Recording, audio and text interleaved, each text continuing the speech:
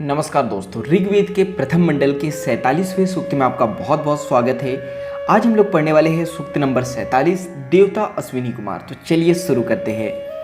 हे यज्ञ वर्धन करता अश्विनी कुमारों, यानी जो यज्ञ को संपन्न कराने वाले होते हैं, करने वाले होते हैं, तो उसे यज्ञ वर्धन करता कहते हैं, या यज्ञ को सफल करने वाले को यज्ञ वर्धन करता कहते हैं। तो हे यज्ञ वर्धन करता अश्विनी कुमारों, आपके सामने रखा हुआ सोमरस अत्यंत मधुर एवं कल ही निचोड़ा गया है। सोमरस का मतलब है देवता का जो पीने योग्य पदार्थ होता है, तो उसे सोमरस कहते हैं। तो आपके सामने रखा हुआ सोमरस अत्यंत मधुर, यानी बहुत ही मधुर, बहुत ही सुंदर एवं कल ही निचोड़ा गया है। इस पान को करो, यानी इसे पियो, एवं हव्यदाता यजमान को रमणी धन दो, यानी जिन्होंने यज्ञ किया है उसे धन दो।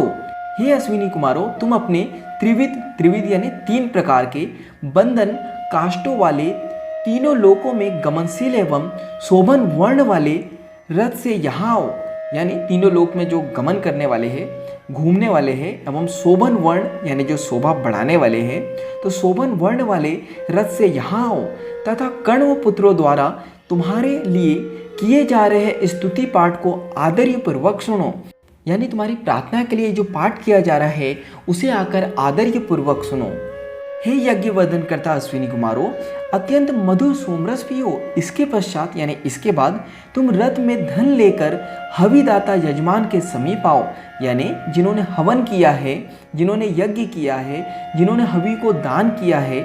हवि यानी जो हवन में डाली जाने वाली या यज्ञ में डाली जाने वाली पवित्र सामग्री होती है, तो उसे हवि कहा जाता है।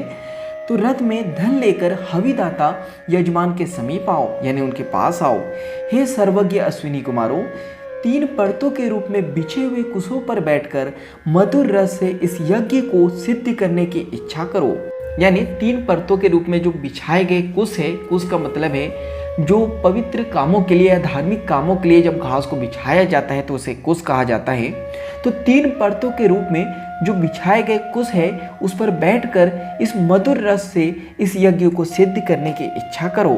दीप्ति संपन्न कण्व पुत्र सोमरस निचोड़ कर तुम्हें बुला रहे हैं।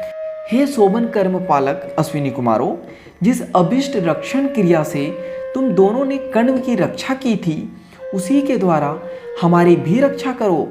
हे यज्ञ वर्धक देवो, यानी यज्ञ को पूरा करने वाले देवो, सोमपान करो, यानी इस सोमरस को पियो। हे दर्शनीय अश्विनी कुमारों, यानी जिसके दर्शन किए जा सकते हो। हे दर्शनीय अश्विनी कुमारों, तुम जिस प्रकार दानशील सुदास के लिए रथ में धन एवं अन्य भरकर लाए थे, उसी प्रकार हमें आकाश से लाकर बहुतों द्वारा वांछनीय धन दो, यानी हम जो चाहते हैं वो हमें धन दो। हे नासत्यो, चाहे तुम दूर देश में रहो, चाहे अत्यंत समीप, यानी तुम बहुत दूर रहो या हमारे पास रहो, पर सूर्योदय होने पर, यानी सूर्य के उदय होने पर अपने शोभन रथ में बैठकर सूर्य किरणों के साथ हमारे समीप आओ, यानी हमारे पास आओ। हे अश्विनी कुमारों, यज्ञ से भी 7 घोड़े हमारे द्वारा अनुष्ठित तीनों सवन यज्ञों में तुम्हें ले जावे।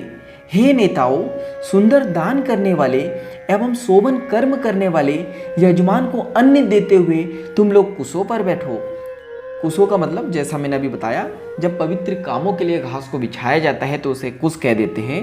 हे नासत्यो, तुमने सूर्य किरण तुल्य तेजस्वी, यानी सूर्य की किरणों के समान तेजस्वी जिस रथ पर धन लाकर यजमान को सदा दिया है, यजमान यानी यज्ञ करने वाले को सदा दिया है, यानी हमेशा धन दिया है, उसी रथ के द्वारा मधुर सोमरस पीने के लिए यहाँ आओ।